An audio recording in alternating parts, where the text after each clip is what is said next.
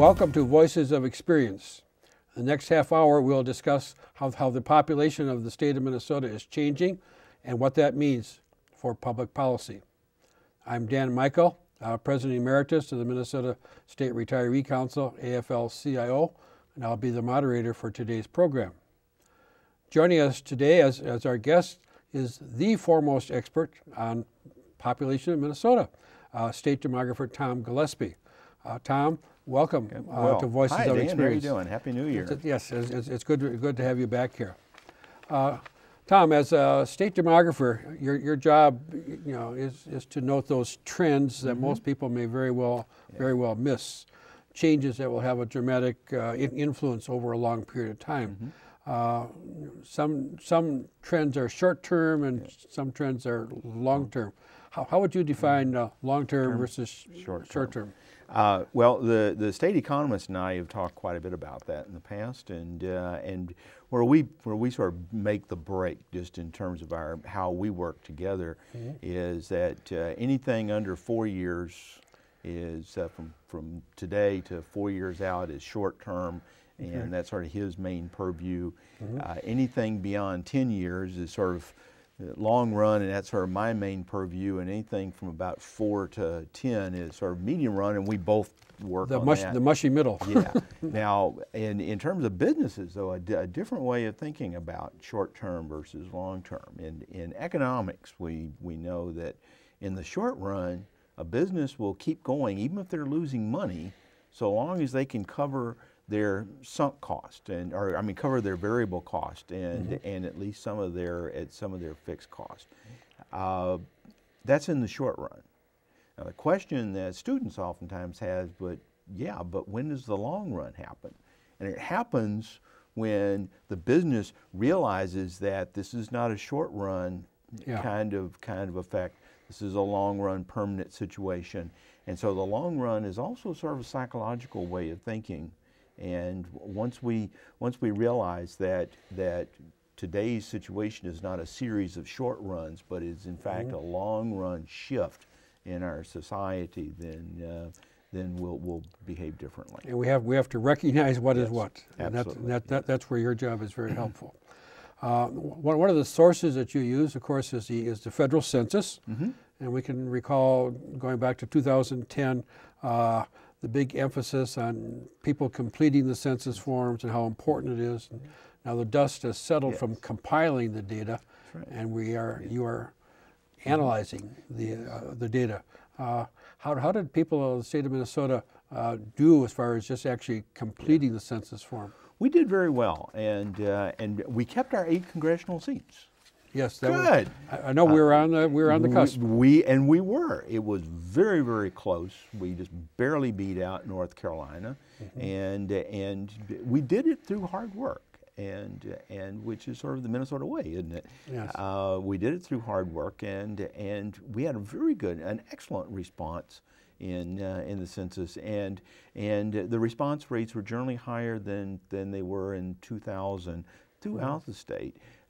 We'll know better exactly how in terms of the post-census evaluation material, that information will be out in about another year and a half, which will give us more precise, where can we improve kind of information. But for right now, it looks like we did pretty darn well. Good. Now I want to clarify one item regarding the federal census. That plays a key role in determining the number of congressional districts, which you referred to. Do you, as a state demographer, have anything to do with actually drawing the lines? Yeah, I don't draw the lines. One of the things that we do is working with the legislature and working with the Census Bureau, starting in about the year ending in 6 each decade. So it was 2006. It'll happen again in 2016. We begin to work with the Census Bureau on defining how the census is going to be divided out geographically, so that we identify things called blocks. There's like a city block. It's the smallest unit at which the data is available in the census, and this becomes the essential building block of legislative and congressional districts. So we start working with the Census Bureau on how to define those.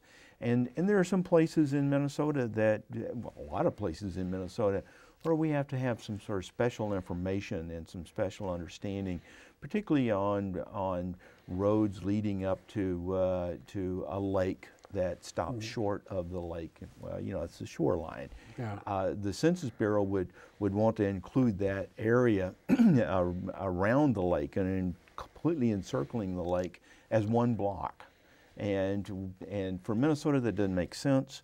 And what we've always suggested is, well, let's just extend the street out, mentally out to the water line, and then use those streets as a block boundary. So that gives us a much better read on how things are changing. So we start that work a long time before the actual census data is collected, and getting all those that basic information, basic structure right.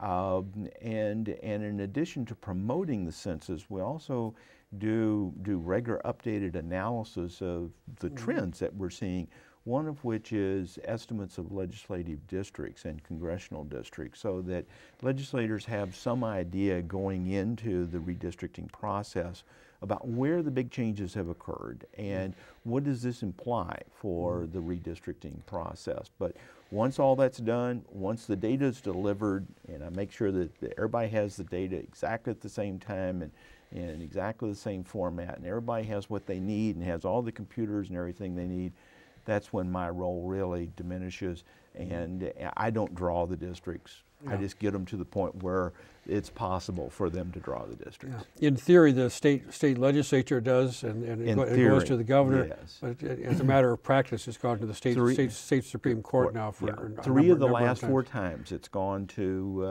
the courts have drawn the districts. The exception was in '91 when Governor Carlson tried to veto the legislature's bill, and it was the courts decided that he did it too late. There were subsequent suits, but the boundaries were actually drawn by the legislature that year. Now looking at the broader picture of the state of Minnesota now, is there data that you use other than the federal census? Certainly. We use just about any piece of information that we can find that we believe is reliable. A big source of information is regular surveys. I know people have heard about the results of what's the unemployment rate and things like that as regular updates. That information is to a large extent survey based and estimates from regular surveys. That survey information is there's a lot more information than just about employment on those surveys. There's another really big survey that's done every year called the American Community Survey that's done by the Census Bureau. That's very large. We also look at trends in vital statistics, births and deaths, and where is it, who's this happening, how old are moms when they're having babies, and how many babies do they have, and things like that. We get information from the Department of Education on school enrollments and trends by grade, and so there's a tremendous amount of information that's available. It's almost too much information. It's just more than anybody really can spend time to keep up with. But we try to keep up with. We use everything that we can find that we think is going to be of value. I have a mental image in my mind, coming from your offices, a large vacuum cleaner. Basically, yes. All this data is flowing in. Yes. And you have. And we try to condense it down into a form that then becomes useful for the public and for decision makers, for policy makers, in what are the trends and what are the salient characteristics of what's happening. Okay, in 2012, what is the most important thing that we should know about the state of Minnesota's population? Okay. In 2012, let me start back with 2011. Something big happened in exactly 1 year ago. And it happened in Minnesota and it happened nationally. And what that was that the first wave of that big post-World War II baby boom generation started turning age 65 and becoming eligible for Medicare. They were already eligible for Social Security pension.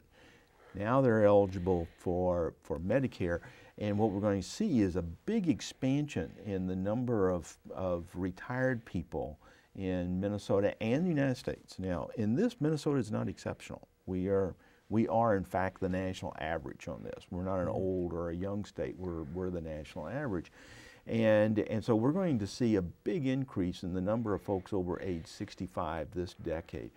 We're going to add as many people over age 65 this decade as we have in the last 4 decades combined. All right. It's huge. And then next decade, we're going to add even more. And then that big growth of the 65 and older population is going to be largely past, that really rapid growth. And that's when, in 20 years, that's when the 85 and older population really begins to increase. And this illustrates a theory we have, a mathematical theory we have in demography. And it goes something like this, is that most of us on average age somewhere in the neighborhood of 1 year every 12 months. Yes. It's a pretty regular process and fairly predictable. And so we have a pretty good idea of how many people are turning 65 right now, how many will turn 75 in 10 years, how many will turn 85 in 20 years. And so we have a pretty good idea of what these trends are. And the importance of this is that this is happening in Minnesota, it's happening nationally, but it's also really happening worldwide. For the first time in the history of human civilizations, much of the world is aging. It's getting older. Civilizations historically have not aged. And the critical point has to do with the fertility rate.